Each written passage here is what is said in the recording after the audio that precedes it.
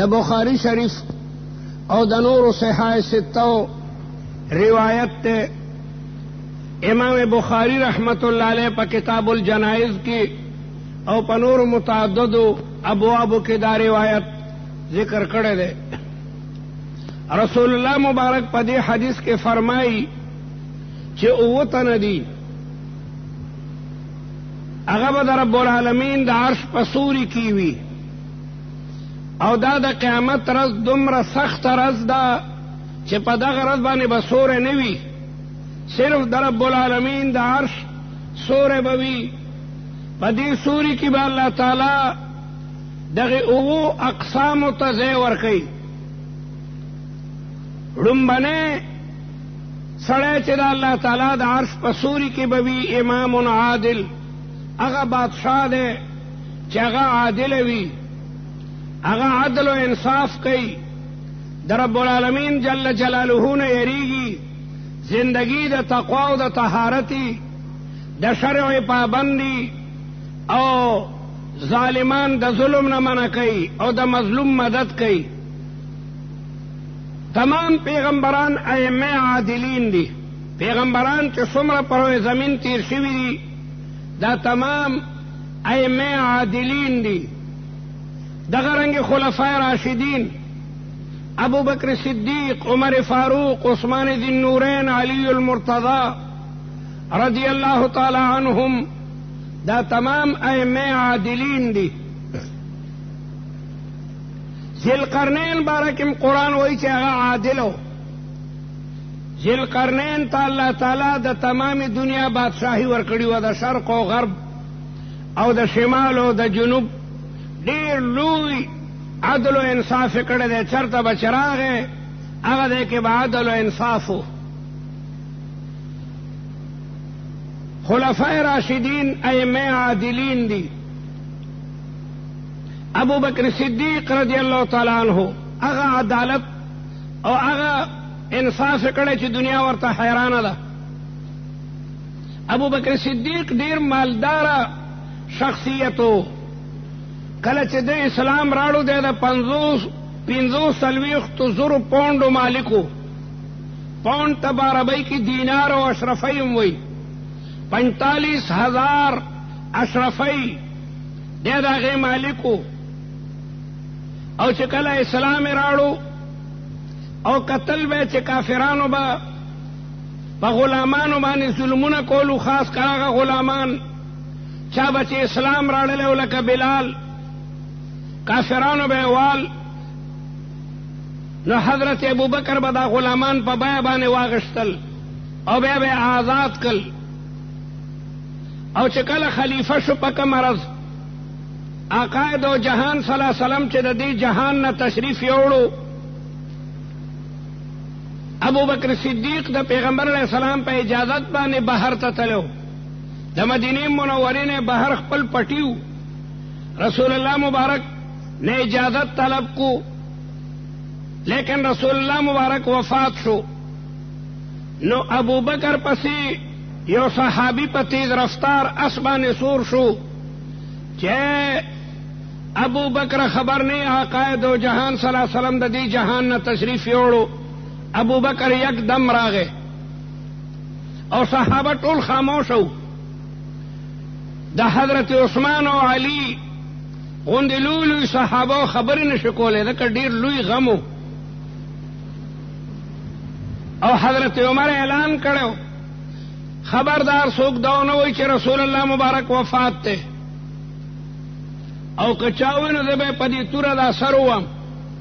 دا حضرت عمر دا خیال چې پیغمبر نمري د ډیرو صحابه هم دا خیالو ځکه د عیسی علیہ السلام نه پس پیغمبر نور راغله 500 کالا زمانہ تیر شی و پیغمبر راغله نو د خلکو د پیغمبر بارکه عجیب عجیب خیالاتو او صدمه ډیره لویه صدمه وا. نو ابو بکر صدیق چراغ نو سیدھا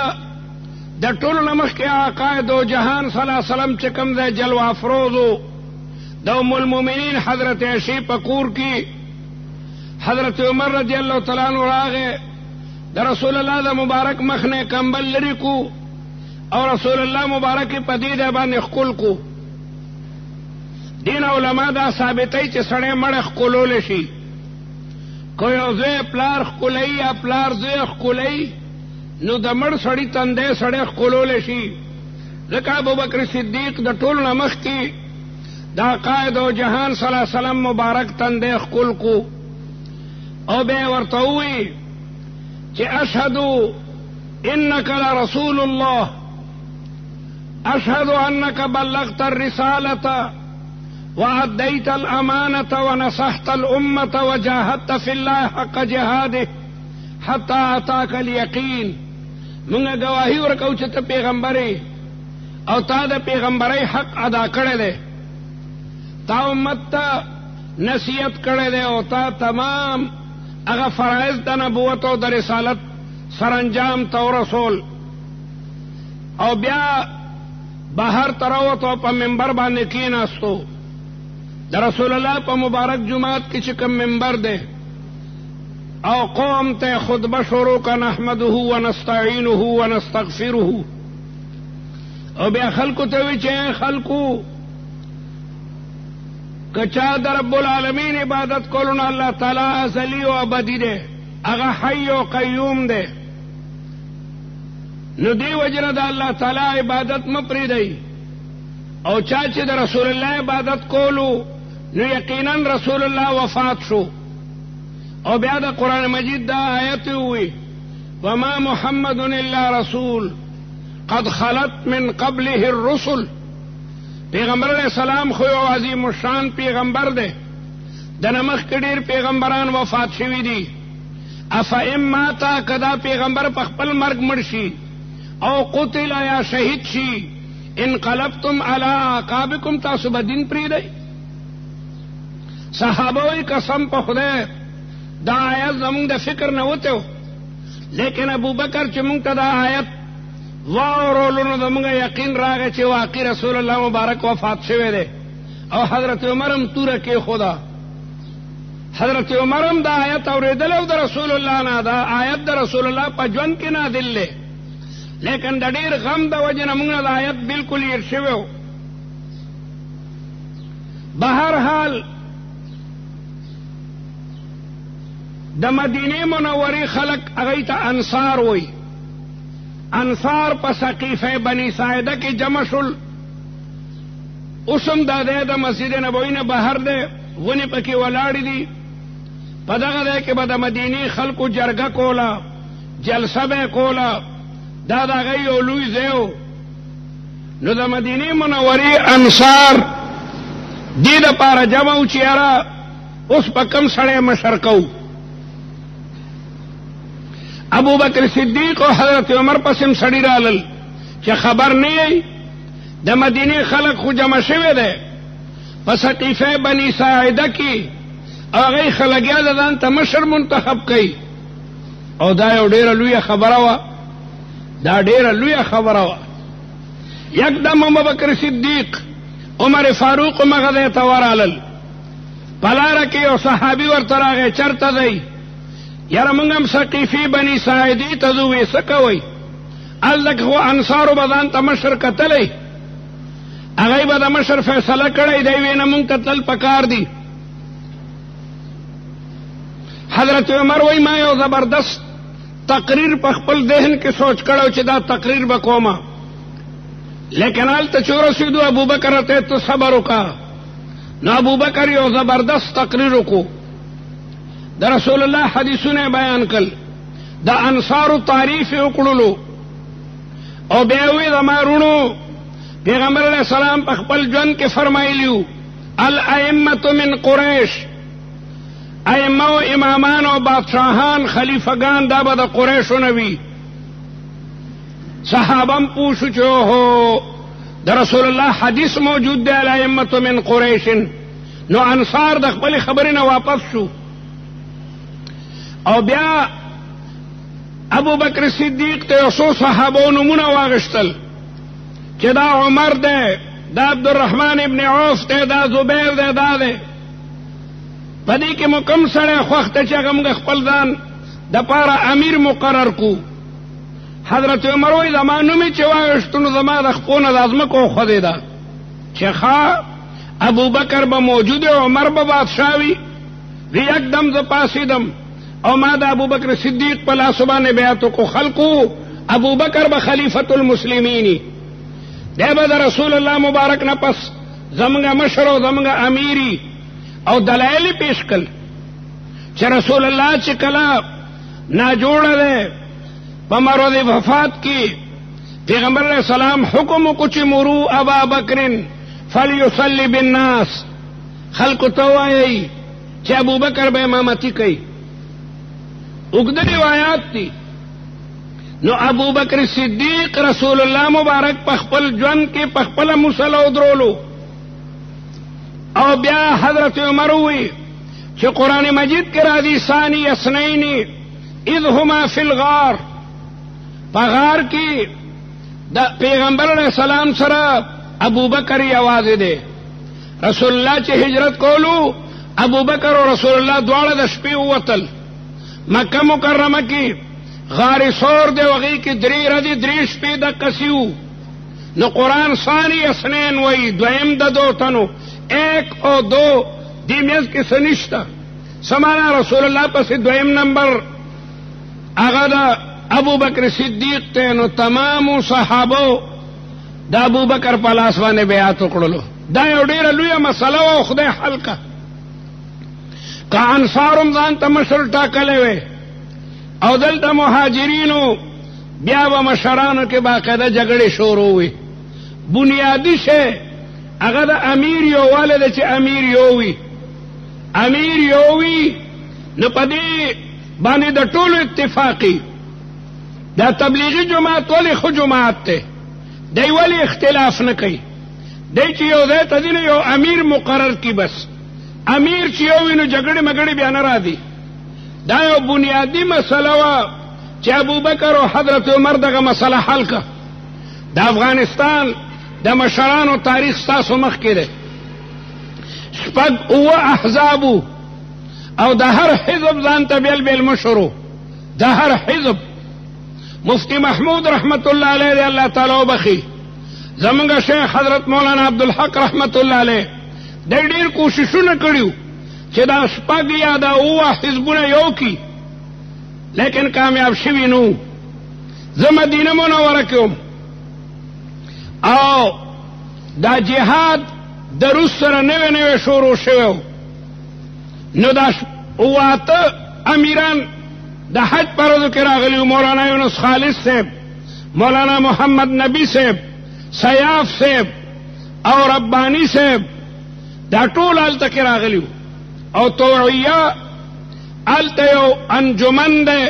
التوعیة الاسلامیه چې هغوی د حج پر ورځو کې مسلمانانو ته د حج مسلې بیانوي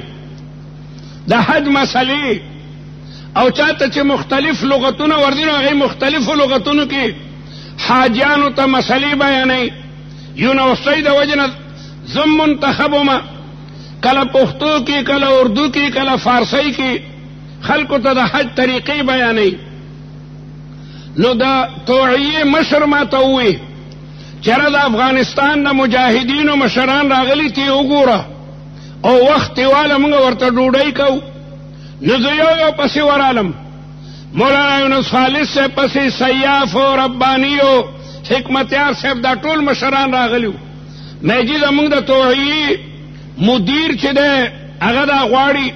چې تاسو ټولو ته دعوت وکړي یو وخت مقرر کوي وخت مقرر شو مسجد نبوي کې ټولو د ماسخوتن مونځ وکړو بیا یو خاص ځای متعینو ای ورته ګاډي راوستي وو دی بوتلل شارع سلطانه یو سړک ته جامع اسلامي ته چې پې سړی ځي په دغه ځای کې د توعیې دفترو دا تمام مشران هلته هغوی خپلو ګاډو کې بوتلل او ډېر لوی انتظام یې کړی د دعوت بیا د دعوت نه پس مدیر توعیه درخواست کو ټولو کې مشر مولانا یونس خالص صاحب و ویزه د مولانا یونس خالص صاحب په خدمت کې یو درخواست پیش کومه چې تاسو 6 یا 7 حزب یئ مهرباني وکئ دا ټول یو شی او یو امیر مقرر کوي. یو امیر مقرر کوي نو اتفاق او اتحاد به در باندې، او ټول به مختلفو ځایونو کې جهاد شروع کوي نو دشمن به یکدم مغلوب شي. کله یو تن جهاد کوي نور خاموش شي، کله بل دی جهاد شروع کوي هغه نور خاموش شي. وی زما دا یقین دی چې تاسو به کامیابیږئ، ځکه د الله تعالی د مجاهدینو سره د کامیابۍ وعدې دي. لیکن چې کامیاب شئ نو بیا به هر یو وایي چې زه حاکم یم، په دې کرسۍ وې شپږ تنه نشي کېناستی. د خپلې کرسۍ مثال ورکړو چې کرسۍ یوه وي، په یو کرسۍ شپږ او اووه تنه نشي کېناستی. مولانا یونس خالص صاحب جواب ورکو چې زموږ د ټولو مرام او هدف یو دی، مقصد مو یو دی. مدیر ورته وایي چې هدف مو یو دی خو یو شی که نه، چې ته دا وایي چې زموږ هدف او مرام یو دی خو یو شی. یونس خالص صاحب خو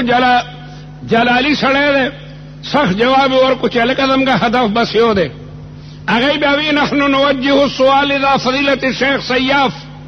موږ د سیاف نه دا سوال کوو. نو سیاف بیا اوږد تقریر وکړو، عربۍ کې خو ډېر ماهره دی.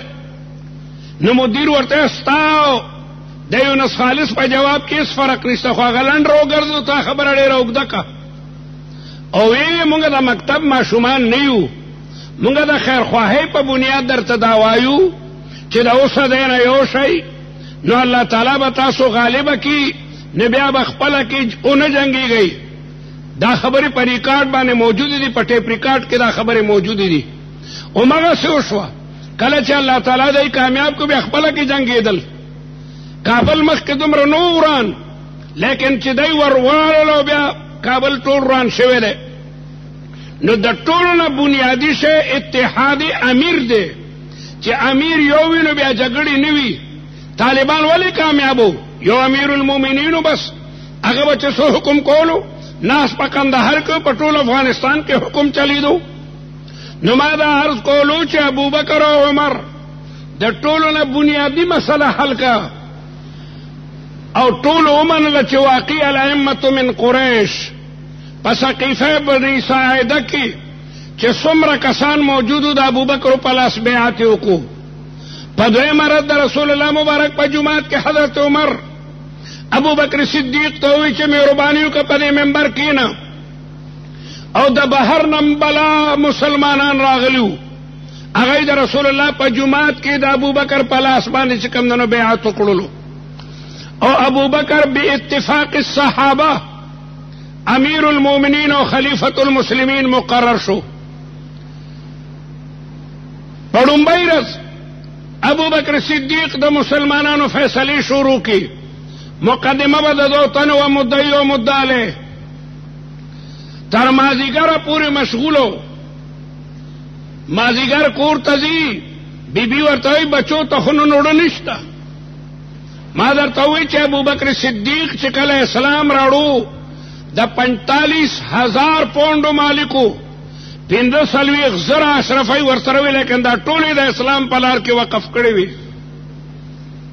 نو د خلافت په لومړنۍ ورځ کور ته ځي، بیبي ورته وایي بچو ته خو اوړه نشته. ابوبکر صدیق د مازدیګر نه د کور نه بهر ووتو، کوم دی چې مزدوران ولاړو هلته ورغه چې مزدوري وکړم. په دې بازارونو کې مزدوران خاص ځای کې ولاړي، تا چاته چې د مزدور ضرورت نو ځان سره مزدوران بوزي. نو یو سړی आवाज کوي الاجیر الاجیر، مزدور شته مزدور. حضرت ابوبکر مخکې شو چې انا الاجیر، زه مزدور یم. هغې سړی وپېژندو چې دی خو امیر المؤمنین دی. هغه وی انا اطلب الاجیر للامیر، ما ته خو د مزدور ضرورت دی، ته خو امیر المؤمنین یې. ابوبکر هغه سړی پوه کو د خدای انصاف داره، امیر المؤمنین هم مزدوري کولی شي. پوه کو ټیک ته چې ما نن مسلمانانو فیصلې کړي او خلکو زه امیر منتخب کړی یم، لیکن امیر مزدوري کولی شي. هغه وی زما دا بیزه ده، ګوډه ده، دا به په څو باندې زما کور ته ما سره یوسي. وی چې څه دې راکړل، دوانې یا درېنې مزدوري وه، سړی مخکې دی ابوبکر هغه بیده په خپلو اوږو پورته کړي د هغه پسې روان دی حضرت عمر رضی الله تعالی عنہ په لاره کې ګوري چې یو سړی مخکې دی ابوبکر مزدوري کوي هغه پسې بیده پورته کړي ده حضرت عمر ډېر خپه شو خو غږ یې ونه کو ساره نه راغی وایي جي پرون مې کتل تا یو سړي پسې بیزه پورته کړي وه دا مناسب نه دي ته خو امیر یې ابوبکر ته د خدای انصاف داره ما خو ته امیر کولی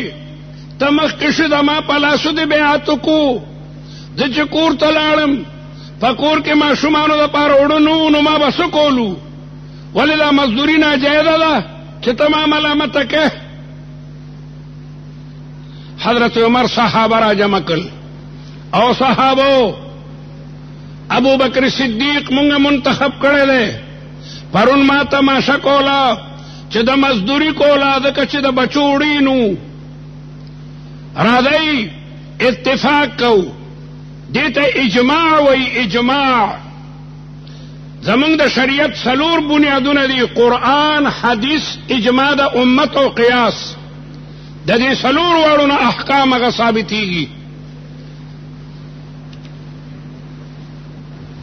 ټولو مشوره وکړه چې امیر المؤمنین ته به د بیت المال نه دوانې روزانه ورکېدی شي دوانې یعنی 8 پیسې بیا به د ابوبکر صدیق کور ته د بیت المال نه روزانه دوانې ستلو دوانې د امیر المؤمنین تنخواه دوانې درزې نو 30 ته چې په 2 کې ضرب ورکړې نو 60 تقریبا سپاوکم 4 روپۍ چې کوم نه جوړیږي پاوکم 4 روپۍ تنخواه د امیر المؤمنین مقرره شوه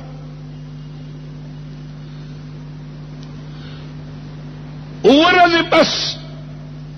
ابوبکر ته خپله ښځه وایي چې ماشومان د ډېرې مودې راسې جاړي الوا الوا یادوي الوا الوا الوا ورته جوړو ابوبکر وی پیسې کم دي وی روزانه دی یو پیسه د هغې نه بچ کومه مونږ ته د بیت المال نه 8 پیسې روزانه میلاویږي نو دته یو پیسه بچ کوم د 2 پیسو سودا وکړو یو پیسه وی راکه کم دی 2 پیسې هغې ورته 2 پیسې ورکړي ښځې ته وی بیبي د قوم بچی چې الوا نشي خوړی د ابوبکر بچی الوا نشي خوړی د قوم بچی چې الوا نشي خوړی د ابوبکر بچی به څنګه الوا خوري او ورغه هغو پیسې بیت المال کې داخلي کړي او د بیت المال ناظم ته ووایي چې بیا مونږ ته دوانیز مه رالیږئ 2 پیسې ډېرې دي زمونږ د کور ګزاره په 2 پیسو کې کېږي دې ته وایي رسول الله چې فرمایي چې 7 یذلهم الله فی ذله 9 تنه دي چې هغوی به د عرش په سوري کې وي یو امام عادل ته امام عادل وي اوس په بادشاه دا ثابته کړي زموږ بادشاهان به دا ثابته کړي چې زما بچی به هغه خوري چې د قوم بچی څه خوري د قوم بچی پیټي نه مومي د قوم بچی ساګ نه مومي